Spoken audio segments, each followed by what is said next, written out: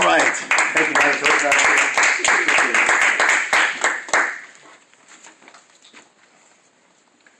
Fellow Toastmasters, I'm really proud to be here.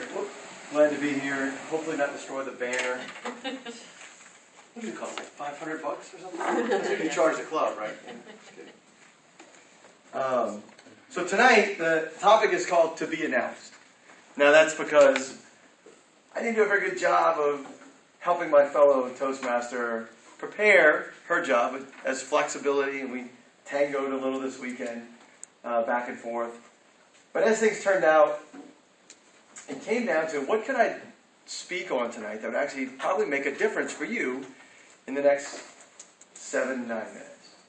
So what I thought about was something I've talked a lot, which was presenting with style. And the style I'm talking about is not your personal style, but rather your social style, and addressing the social styles that are in the audience. Now, there's a lot of ways to think about social style. But this guy named Socrates, way a long time ago, actually came up with an identification of different types of people. How many people notice that people are not like everybody else? But they're similar, aren't they? You notice there are some similarities between the way people are and the way they're not. And Socrates came up with 4 different ways to describe those 4 different personality styles. And there's been millions of consultants that have taken those 4 personality styles and put them into their own little assessment, which you can purchase from them to have their labels on it. One of the ones is a company called Tracom. They're the inventor of social style, which is really, they invented the test that says what your style is. And there's other assessments. There's about 1,000 different personality type assessments out there, starting with Carl Jung, who even identified that there are different characters inside our head. Y'all familiar with that? There's different archetypes and people that live inside. Those voices have a name. So the voices I'm going to talk about is how do you speak as a presenter to those different voices in a varied audience, right? Because when you speak to an audience, there is a way to present the information to them in a way to capture the attention of all 4 people. And I thought that might be valuable to talk about tonight. Would that be useful? Yes. So let's talk about real quick. I'll tell you what Tracom and their social style, I'm going to erase the tango so you have to remember it. What they talk about in terms of the 4 social styles. Not what Socrates called them, because I can't remember. So what the 4 are, is that they're people who are focused on ideas. Or people like to be stimulated. The expressive people. You know them because they're the ones talking in class. They're the ones sharing their feelings, whether you want to hear it or not. You know people like that? If you know me, you know people like that. Okay? Then there are people who are focused on data. Now, social style calls these expressives. People who are focused on data. They want to know the facts. They want to know the actual details. If you were to say a number that banner cost around $50, this would drive them crazy. What do you mean, about $50? It was $55.72. We paid it with PayPal. We paid an extra 3.5%, which came to another $70. They get relieved. Oh, you gave me the information. They're focused on data. There's another group of people that are focused on results. Outcomes. Give me the results. They're the bottom line people. You walk in their office and they say, get to the facts. Just let's get down to the bottom line. Let's get to business. They don't listen very well. They're not what you would call charming. But they do produce results. And they're focused on that. The last people have a focus on people. Some people call these nice people.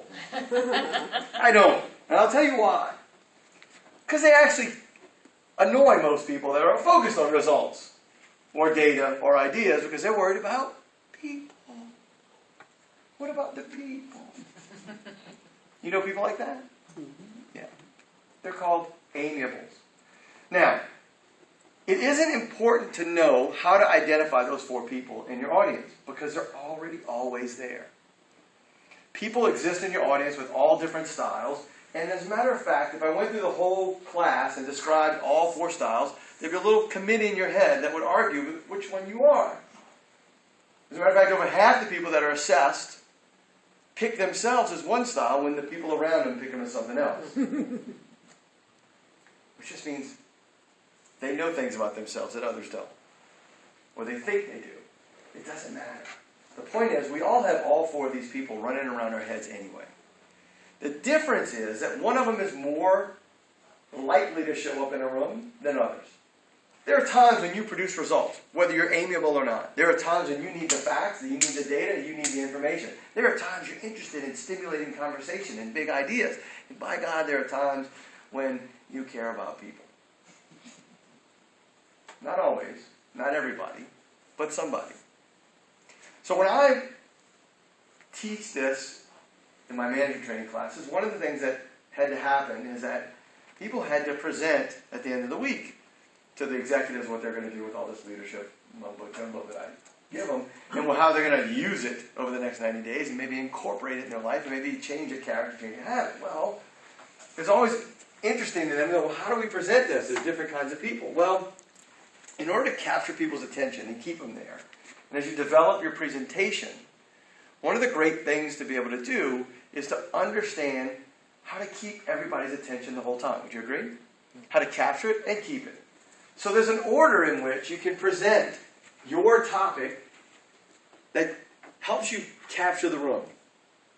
And there's a couple of different styles out there, and there's a couple of different things you need to take into consideration. We don't have time to go into all of it, whether they're a visual process or auditory, kinesthetic, or auditory digital, which means they talk about things in their head.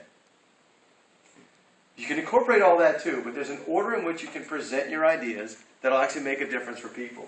The first one is the big idea. These are your ADD people, I like to call them. These are the people that are already texting as they walk in the room. You see me? I've done it. We all do it. Capturing their attention is the most important thing. The why are you here? What's the big idea that I'm interested in? If you can capture their attention first, make it big. It doesn't have to, you don't have to have detail. Big picture. The big picture first. Right? If you can capture the big picture first, that'll kind of satisfy these people for a minute. And then give facts. Because in order to get credibility from your analytical people, you need to have exact facts. You've now got their credibility, and now you need to talk about producing results. What are the results that's going to happen as a result of this information that I'm presenting to you? What can we get done? And because amiable people are so nice, you can just sort of wait till the end to tell them, how is this going to impact the people? What's the impact? What's the process? What's the procedure? How do we follow through? The big idea, the details, the results, and the people, the impact on people. You can do it one topic at a time. Are we still at it? Good. All right, we're good. You can do it one topic at a time. You can incorporate, I highly recommend too, because people aren't all made of 4 different categories, to add those things like visual, auditory, kinesthetic, auditory, digital. How does this sound to you? Can you wrap your mind around it for auditory, digital folks? And use those other tools in order to encompass how you present each one of these 4 areas. Something visual, something auditory, something kinesthetic, and something auditory digital, where they can wrap their minds around it. So when you're organizing your speech, we're at 8:40. Awesome. Use this simple and easy formula to present your ideas, to capture the attention and keep the attention of everybody in your audience. Big picture, data, results, and how does it impact on people. Thank you very much, Madam Toastmaster.